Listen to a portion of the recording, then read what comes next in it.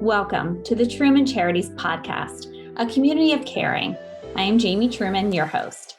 I'm one of the co-founders of Truman Charities. Our organization has raised over $1 million for several different charities as we share our message of helping others and paying it forward.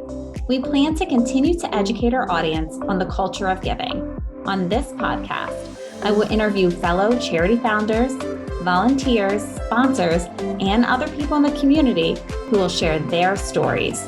You will hear and be inspired by their selflessness and passion for helping others. Welcome to another episode of A Community of Caring. Don't forget to rate and review this podcast for your chance to win a $50 Amazon gift card and my favorite gratitude journal. Please screenshot your review before you hit submit and send it to me via Facebook at Truman Charities or Instagram at Jamie_Truman Charities. Now let me introduce my guest today, founder of Active Minds, Allison Malmon. How are you? I am great. How are you, Jamie? Good. I'm so excited that you were able to take the time out. I know you're so busy to talk to us today about your amazing foundation and charity. So first, before we get started, I know a lot of the listeners may not know a lot about Active Minds. So can you tell me why you started Active Minds and why you believe starting the conversation is so important? Yeah, absolutely. So I started Active Minds for a personal reason. And I think many people who are in mental health and really many people in the charity world will do that for their own personal connections. Active Minds is a mental health organization really working to create an environment where we talk more openly about mental health. And it's personal for me because of my brother, Brian. Brian and I grew up in Montgomery County. We went to Montgomery County public school system. We went to Churchill, and Brian was kind of the consummate star throughout our schooling. Brian's 4 years older than me. So I was always kind of following him in his footsteps as we went through elementary, middle, and high school. But he was popular. He was funny. He was really talented, really talented writer, AP classes at Churchill, kind of you name it. He got to his top choice college, which was Columbia University in New York. And when he got to Columbia, he did what all young adults are told, they should do to make college the best time of their lives. He had made a new group of friends. He started going out and having a nice social life. He joined a number of student groups and, started figuring out what he wanted to do academically. Through his 4 years at Columbia, became president of the a cappella group, sports editor of the newspaper, 3.8 GPA, kind of, again, exactly what you would hope from your child or sibling or whatever it may be. But in November of his senior year at Columbia, he went to the school's counseling services. He was showing signs of depression and anxiety and, spent some time talking to the therapist at the counseling center. And he was showing signs of depression and anxiety and was talking to the therapist there. And the therapist that recommended that he come home for the weekend just to relax. The DC to New York corridor is really easy. You hop on Amtrak. My mom is a clinical social worker. So we came from a really supportive family that really kind of welcomed the opportunity to talk about mental health. And so Brian did. He came home for a weekend to kind of get out of the college stress and ended up staying at home actually for quite a while. And it was only once he was home that we uncovered that he was dealing with a really severe mental health issue. And after a number of doctor's visits and treatments and all sorts of things, the best diagnosis for him is something that we call schizoaffective disorder, which is a combination of schizophrenia and depression. And most notably, Brian, we learned, had been dealing with this schizoaffective disorder since his freshman year at Columbia, since February of his freshman year at Columbia. And so remember, this is his senior year. He is the president of student groups, 3.8 GPA, all of it. But he had been really struggling alone with a severe mental illness for most of his college life, for almost 4 years at that point. So he took a voluntary leave of absence from Columbia, stayed at home, stayed in intensive treatments of all different sorts. Being 4 years younger than him, it was my senior year of high school. I was a senior at Churchill at the time. And, I couldn't quite figure out and understand what was going on with Brian. He had changed a little bit, but more than anything, I was just happy to have him home because it gave my parents somebody else to focus on. I wasn't the only kid at home anymore, and I was kind of still living my life. I went off to college. I went to Penn, University of Pennsylvania in Philadelphia.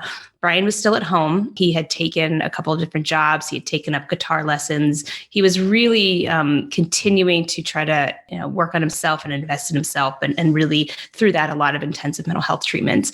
But what we kind of discovered and uncovered for Brian was that even though he had gotten into mental health treatments in November of his senior year of college, he had spiraled down. His depression in many ways had spiraled down to a point that he had really lost hope. And in March of my freshman year of college, which was about a year and a half after Brian took that leave, but 4 years after he started experiencing his mental health struggle, he ended up dying by suicide. I was 18 when he died and he was 22. And, I came home for a couple of weeks and then went back to school to kind of finish off my freshman year of college and try to make sense of everything. And the feeling I kept coming back to was this idea that fear. It was fear, to be very honest. It was one of those, why did that happen to Brian? And how did I know it wasn't going to happen to me? And did I know it wasn't happening to my friends? Because we come from a really supportive family. We went to a blue ribbon public high school system, all of the things. And yet when Brian started struggling with his mental health, he didn't know what was going on. He thought it was his fault and he kept it hidden. And I believe really strongly that it was that time that he lived with his mental illness alone that had caused so much grief in him and so much difficulty in him that had he gotten the help that he needed for his mental health earlier, then his life would have been different. And so, to answer the latter part of your question and why do I think that changing the conversation about mental health is so important is because I know now, and I knew then, that this was not just Brian's story and this was not just my story. And I, dove into research and learned that the age of onset of almost every mental health issue is often the high school and the college age, that suicide is the second leading cause of death for high school and college students, and that right now Americans are struggling with their mental health more than ever before through the COVID pandemic, and yet we just still don't talk about this stuff. And so if we can create an environment, create a culture where we're talking about mental health every day, we can let people like Brian know that it's not their fault. You're not alone. There are people who want to help you and support you, and it's okay to reach out for help. And we can get people the support that they need, whether it's intensive inpatient treatment or it's going for a run with a friend or anything in between. You can get that as soon as you need it and continue to live like a thriving life. And that's really my goal personally. And that's our goal at Active Minds. Wow. Well, thank you so much for sharing that story. I think it'll really help and touch a lot of people. And I just want to say, when listening to you, I think a lot of people don't understand that mental illness does typically happen a little bit later, in high school and in college. That's something that I didn't know before I had met you and your organization. So I love everything that, you're doing, giving awareness to the community. Now, can you tell me when your first chapter was created? Yeah. So as I said, it was March of my freshman year of college when Brian died. And I spent a little bit of time after that kind of just in my grief and figuring out what was, both what I was feeling as a sibling loss survivor and kind of reflecting on his life. And about a year after he died, I approached the counseling center at Penn. I was in a grief and loss support group at Penn. And I approached the counseling center and said, I want to do something here to get people talking about mental health. This was the year 2000 that Brian died. And so it was a very long time ago, especially as it relates to mental health. I think there's not really been any other cause that has progressed as much in the past 20 years as mental health, which is a great thing. But if you can think back to 20 years ago, there were no celebrities talking about mental health struggles. There were no public articles about suicide or suicide prevention, any of it. And so I just wanted to get people talking. The counseling center was very kind. And they said, we don't have any resources for you. We don't have any models for you, but we're here to support you. So I then ventured off on my own. I reached out to a number of national mental health groups to see what they had on college campuses, and they had nothing.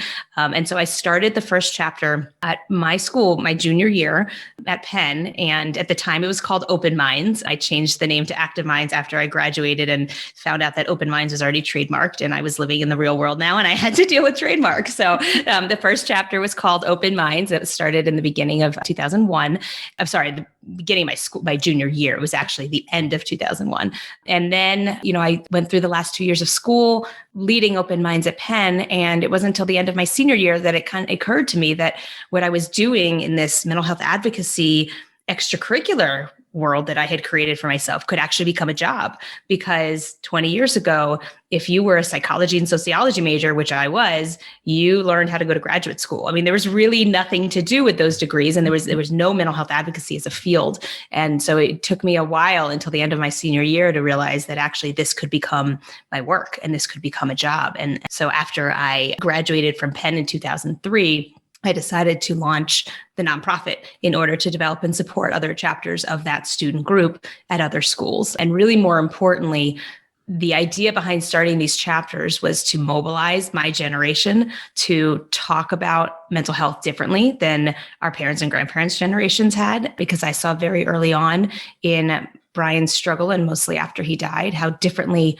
my friends and his friends responded from how my parents and grandparents' generations friends responded. And, through no fault of anybody, but none of us has been raised to talk about mental health. But I found that my generation was willing to say, I don't know what to say, but I want to help. I recognize how important this is. Just help me figure out the right words. Mm-hmm. And so I wanted to not only start groups and campuses so that students like Brian could get the support and understanding of what's going on, but I also saw this opportunity to build a movement, people who are going to change the way we think and talk about mental health as a society, both at their school and in their community and their family, and let it continue from there. So kind of that's the evolution of the story of the founding of the organization and where we began as a nonprofit as well. Now, if there's a student on campus that needs help, how do they go about it? What is the process look like? Yeah. So I think one of the important things to know is that Active Minds is not a support group. What we are at a campus is a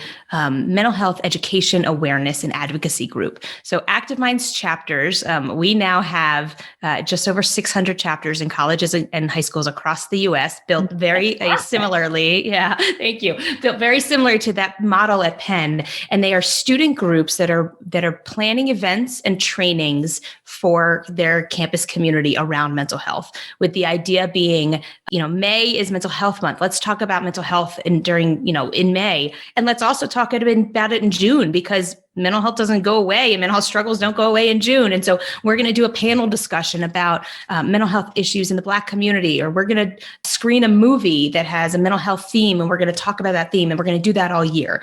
And so what we say is Active Minds in some ways serves as the outreach arm for counseling services. Our goal is to create a culture where it's okay to say you're not okay, and you feel comfortable reaching out for the help that you need. And we're there to help connect you to those resources. So if there is a student at a school who is struggling with their mental health, oftentimes what happens is they'll actually walk over to the Active Minds table or come to an event and say, I am not doing well right now. And an Active Minds member will take their hand and walk them over to the counseling center. Sometimes it is very, very clear in that sense of members of Active Minds are literally bringing people to the services. Otherwise, though, what we'll often do is we'll have students who are struggling come and visit the tables or get access to some of the programs that Active Minds are running, or just follow on social. And throughout all of the promotion of awareness and education is a promotion of resources. Generally at a college campus, there's a counseling center. And so one of the first places that we recommend that students go is to the counseling center, simply because it's both accessible and often free and kind of an easy first place. But not every school has a counseling center. Not every school has a great counseling center. And so there's other resources in the community through health insurance. There's also national suicide hotlines for students to access. And all of those are resources that as a national organization, we're promoting out to the world, and our chapters are promoting out to their peers as well. Now, I know you have so many amazing programs. Can you highlight just a few of them? Yeah, I would love to. It's been really interesting because when I started the organization, I started with this chapter model. And I, from the beginning, thought I want to create a space where young adults can plan the events that make the most sense for their school based on the topics that make the most sense and in the way that makes the most sense. So at Penn, for example, there was something very typical called a coffee house, that fraternities and sororities, but mostly fraternities, would work with a philanthropy. They would, have a fundraising event and they would donate their money to a philanthropy. And so the very first event that we did at Penn was a coffee house where we emptied out the fraternity house. We brought in a cappella groups to sing. We got local food vendors. People gave a small amount of money to come in, and that money was donated. But I knew full well that what worked at Penn isn't necessarily going to work at University of Maryland or, the community college down the street or whatnot. And so the idea was, let's let the students plan the event with the mental health theme that makes the most sense. And very early on, what we found is actually, yes, and they really wanted national programs to bring to their school because A, sometimes it's hard to think of that thing, but B, often there is just one concerted idea and program that is of interest. So one that has come for us is something called VAR, Validate, Appreciate, Refer. A handful of years ago, we had some students at one of our chapters in California come to us and say, we literally have people coming to our tables when we're, tabling about an event saying, I have a friend who's struggling and I don't know what to say to him. And the Active Minds chapter came to us at a national and said, how do we help them know what to say? Like nobody's given us the words to tell them to do and whatnot. And so we created, in partnership with this chapter, this VAR training, validate their feelings, appreciate they've shared, and refer to skills and support. It's a very, very easy 3-step process that actually people are finding extraordinarily useful, even in quarantine. I have somebody in my house right now and I'm spending so much time with them. How do I better my communication? Okay, validate their experiences, appreciate their sharing, and then refer to skills and support. And so that's actually been a training that we created a handful of years ago that is available. We have unique trainings, one for the high schools, one for colleges, universities, one for fraternities and sororities, one for the general community to say, here are easy, simple ways that you can talk to each other. If you have, we call it everyday conversations for everyday struggles. There's somebody around you struggling, here's how to talk to them about it. We also have a suicide prevention exhibit called Send Silence Packing that we've become really well known for. It is a traveling display of more than 1,000 backpacks that represent the number of college students that die by suicide every year. And this is our primary suicide prevention program. Obviously, I come to this as a suicide loss survivor, but as an organization, we work both in suicide prevention and mental health promotion, but we can't ignore the fact that suicide is often a tragic outcome of mental health struggles. And our goal is to get people the help they need before it turns to a tragic stage. So Send Silence Packing travels the country to different college campuses and public spaces, really bringing attention to the incidence, the impact of young adult suicide loss, and the role that we can all play in suicide prevention. Many of the bags that we display are the actual backpacks of individuals who have died by suicide. Most have been donated to us from friends and family of people who have died and have stories and pictures laminated on them. We also have a speakers bureau, and we have a number of other programs that allow people to bring Active Minds to their school, in addition to and separate from what you might do with a chapter. Wow. So what would a student do if they are interested in having a chapter on their campus or school? Yeah. So the best thing to do first is to make sure we don't already exist at your school. And I say that because both where we have chapters, but also not, there are a number of entities that we have now built partnerships with over the past 20 years that bring Active Minds programs to the school. So the easiest thing to do is to go onto our website, which is activeminds.org, click on our programs tab. And with that, you can find the list of where our chapters are. So first, just make sure there isn't already a chapter, and we can help hook you up with the chapter if it's hard for you to find on your student organization page. If there isn't, all the information about how to start a chapter is on that webpage as well. But then the other thing that I would encourage is we really have found that a chapter is not necessarily the right fit for all students or all schools at all times, especially when we're looking at the high schools. We have quite a bit of a presence in high schools, in addition to colleges, even though we're most well known for our college work. But in high schools, or certain student leaders are just, maybe a chapter development is not quite right. So take a look at the rest of the programs that we offer at our website. Maybe what you want to do and you want to help your school do is bring in a speaker for an assembly or for a keynote, and start there. Start a conversation in that way. We're doing virtually right now, and that often is easier in this moment. And so one program at a time that can build up to a chapter if the chapter is the right way to do it.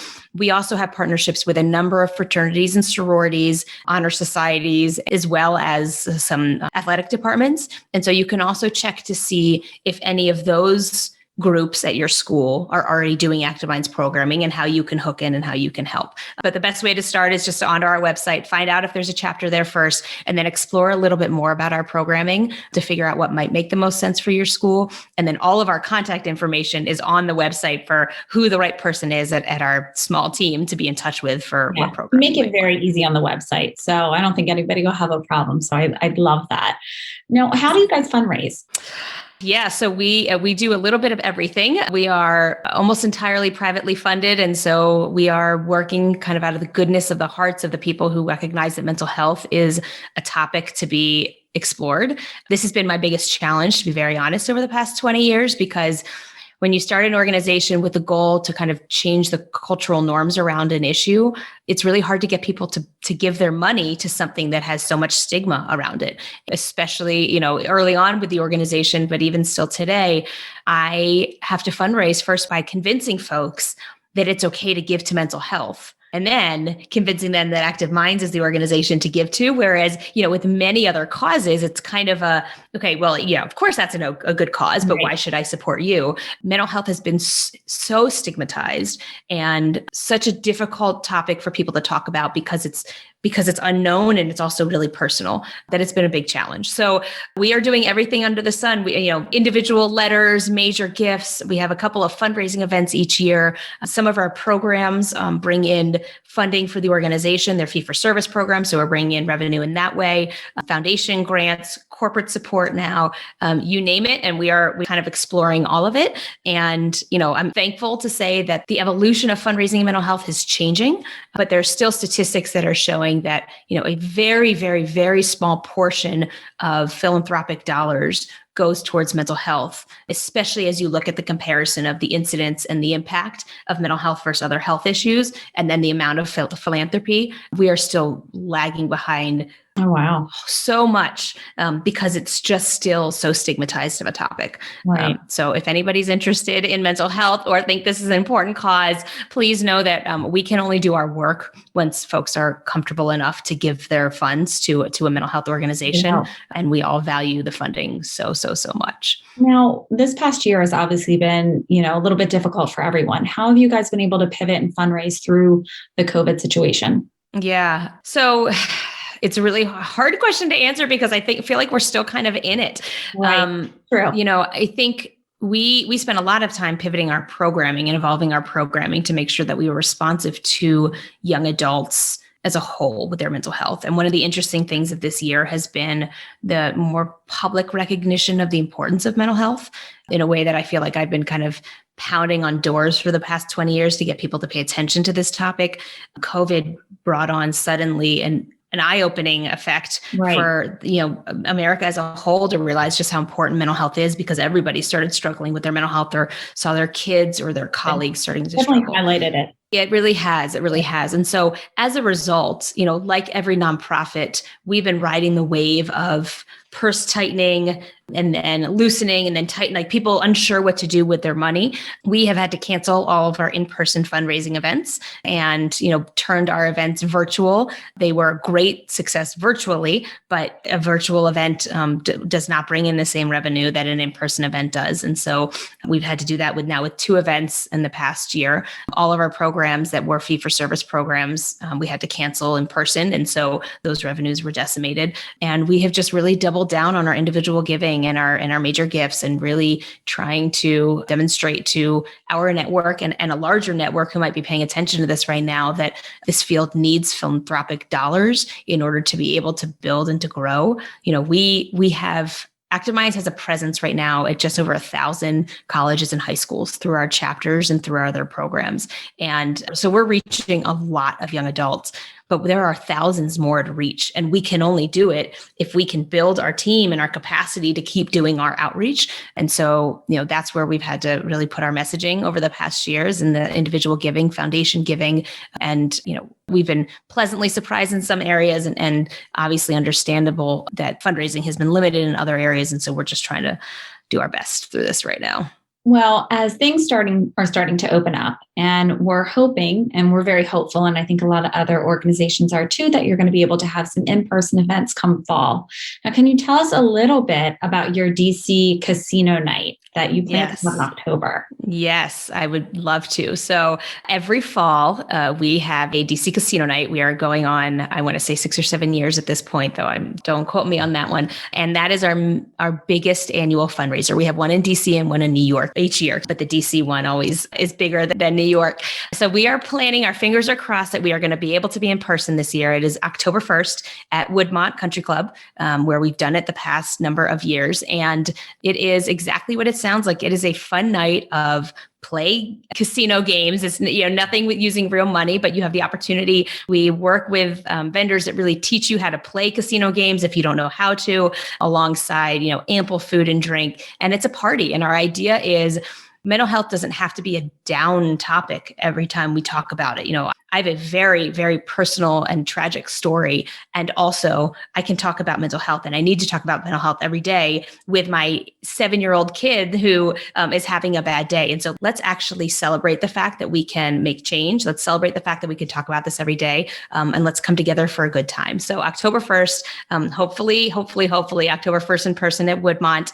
And information will be coming soon on our website this summer about how to get involved, both as a sponsor. We really, really rely on our sponsors for casino night, as well as an individual ticket buyer. And I hope people can join us. Well, my husband and I have been to your casino night several times, and I'll say from a personal experience, it is phenomenal. I absolutely love it, and I look forward to it every year. Well, I so appreciate that, and I so appreciate it. I'm glad that you've had a good time, and we love having you guys with us. Oh, thank you so much. Now, how can people get involved, say volunteer? As a volunteer, what capacity are you looking for volunteers? Yeah, it's a great question. So the thing that is what we most need is what we call amplifiers. We most need people who are sharing about Active Minds, promoting our social media posts, letting your friends and family know that we're out there, because the more people who know about Active Minds and the more people who are talking about Active Minds, the more people are talking about mental health. And that is our mission. And so the more you can share about us as an organization, we want Active Minds to be as known as Nike or Gatorade or, Apple, because it just then becomes ubiquitous that mental health is part of our everyday conversation. So what we ask for is amplifiers.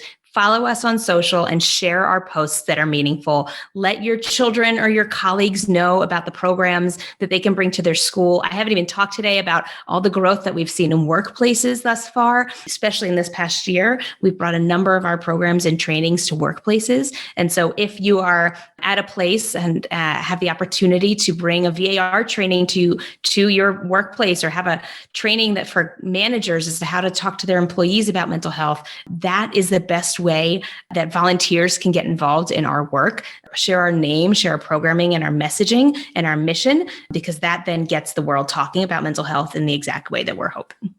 Now, for someone to follow you, what are your social media handles? And what's the website one more time, just so everybody knows? The website is www.activeminds.org, and our social handles on Facebook and Snapchat, we are Active Minds Inc. And on Twitter and Instagram, we're at active_minds. So Active Minds Inc. for Facebook and Snapchat, and active_minds for Twitter and Instagram. You can find us on all of those and more. We're growing. We'll be on TikTok soon and all the things. But we really encourage you to follow us on at least one of those four. We're also on LinkedIn if you're a LinkedIn user. That's perfect. And we'll make sure to put that in the show notes too, so everybody can follow you on any social media platform that they have. Now, awesome. I've loved talking to you, but before you go, I just have one more question that I think the listeners would love to know. What has been the most impactful moment since starting Active Minds for you? I know this is a hard question for you. It is, because I don't know that there's just one. I think one of the things that I've learned in this time, I got into this work and I started Active Minds because of Brian. But I knew from the beginning that this was more than Brian. But I think one of the challenges in mental health, or in an organization like ours that works on prevention and early intervention rather than necessarily kind of one-on-one direct support, is that you don't always know who you're helping. Part of my goal is to create a space where nobody struggles, but we don't know that they would have struggled if, with all of that. And so all of this prevention work can make it really hard to know what your impact is. And so there are a couple of memories that are coming to me right now of individuals over the years who have come to me and said, Active Minds saved my life. And they've either said it in person, they've written it to me, I've seen them post it on Facebook and tag me or whatever it may be. And the recognition that what I hoped to do in changing the world that Brian lived in is actually changing the world for other people, and other people can identify that Active Minds has been the thing that has kept them alive, kept them in school, made them feel like they have a purpose in life. It can't be beat. It's extraordinary. And it makes the really, really hard days, and it makes the, going through this as a grieving sister, it makes it worth it, because you have to know that you're not going to hear those stories every day. Mm-hmm. And so then when they come, they kind of knock you off your feet in some of the best ways. Oh my gosh. Got me a little speechless here.